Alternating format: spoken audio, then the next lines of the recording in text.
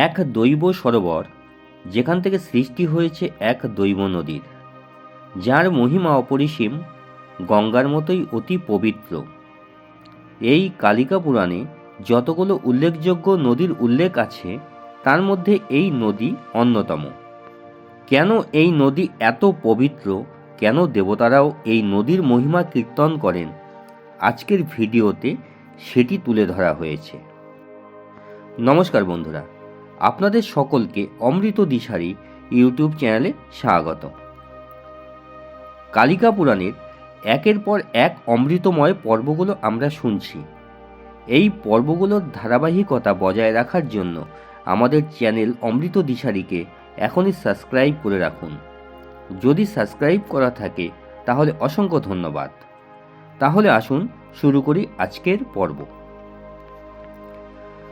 সতীর দেহত্যাগের পর সতীর সখী বিজয়া দীর্ঘ সময় ধরে শোকে মুহ্যমান ছিলেন। বিজয়ার শোকে দেবলোক যেমন স্তব্ধ, বিধাতা নিজে বিনয়ের সঙ্গে বিজয়া সহ সকলের মন শান্ত করলেন। শেষে সকলকে নিয়ে ব্রহ্মা, বিষ্ণু ও মহেশ্বর একত্রে হিমালয়ে উপস্থিত হলেন, যেখানে শান্ত, নীরব, অপূর্ব শিপ্রা সরোবর, যা এক উল্লেখযোগ্য মহিমায় ভরে আছে। এই সরোবরের স্বচ্ছ নির্মল জল, তাতে নীল আকাশের প্রতিচ্ছবি। সরোবরের চারিদিকে প্রস্ফুটিত কমল সরোবরের শোভা বৃদ্ধি করেছে। শোভা আরও বৃদ্ধি করেছে প্রস্ফুটিত বিভিন্ন রং বেরঙের পুষ্প। সেই সৌন্দর্য দেখে দেবতাসহ উপস্থিত মুনিরা সকলেই মুগ্ধ হলেন। সরোবরের চারদিকে যেন প্রকৃতি নিপুণ হাতে সাজিয়ে দিয়েছে। সরোবরের উপরে উড়ে বেড়াচ্ছে হংস, চক্রবাক ও বক, হরিণ, ঘোড়া, বানর, ভাল্লুক, এমনকি ব্যাঘ্রও আছে নিজের নিজের স্বভাবে। প্রকৃতি যেন নিজের সমস্ত রূপ এক জায়গায় মেলে ধরেছে। এমন সৌন্দর্য যে চোখ পড়লেই মন ভরে যায়। ঋষিগণ তখন মার্কণ্ডের কাছে প্রশ্ন করলেন, হে মুনি, শিপ্রা কেন এত শ্রেষ্ঠ পুণ্যস্থান? তার পবিত্রতার কারণ কি? মার্কণ্ডেয় মৃদু হাসলেন এবং বললেন, তাহলে শোনো। যখন বশিষ্ঠ মুনি ও অরুন্ধতির বিবাহ হয়, সেই শুভ মুহূর্তের জলের প্রয়োজন মেটানো হয় যে সরোবর থেকে, সেই সরোবরই হল শিপ্রা। এই শিপ্রা সরোবরের জল দিয়ে আচমন করেন ব্রহ্মা, বিষ্ণু ও মহেশ্বর।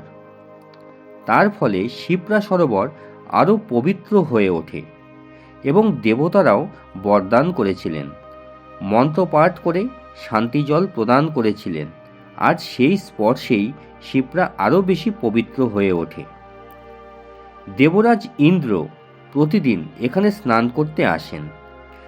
দেবতারা স্বর্গ থেকে নেমে আসেন এই সরোবর রক্ষার্থে। বর্ষায় এর জল বাড়ে না, গ্রীষ্মে শুকায় না, চিরকাল সমান থাকে, স্নিগ্ধ, স্থির আর পতিব্রতা নারীর মতো শান্ত। আর এই শিপ্রা সরোবর থেকে প্রবাহমান জলধারাই হল শিপ্রা নদী। মার্কণ্ডেয় আরও বললেন, এই নদীর মাহাত্ম্য সীমাহীন। কার্তিক পূর্ণিমায় এখানে স্নান করলে মানুষ বৈকুণ্ঠ লাভ করে আর জন্ম মৃত্যুর চক্রে ফিরে আসে না। ঋষিগণ আবার কৌতূহলে প্রশ্ন করলেন, হে মহামুনি, অরুন্ধতী দেবীর জন্মকথা কি? তিনি কার কন্যা ছিলেন, আর তার বিবাহের কাহিনী বা কেমন? ঋষি মার্কণ্ডেয় শান্ত কণ্ঠে উত্তর দিতে শুরু করলেন, শোনো মুনিগণ, অরুন্ধতী দেবী কোনো সাধারণ নারী নন। তিনি ছিলেন দেবী লক্ষ্মীরই একটি অংশ। রূপে, গুণে ও চরিত্রে ত্রিলোকে যার কোনো তুলনা নেই। কিন্তু তার জন্মকথা যেমন গৌরবের, তেমনি তা গভীর বেদনা ও ত্যাগে ভরা। কি সেই ঘটনা? সেটি আমরা শুনব কালিকা পুরাণের 19তম পর্বে। তাই সামান্য বিরাম নিয়ে আবার ফিরে আসছি। নমস্কার। জয় মা কালী।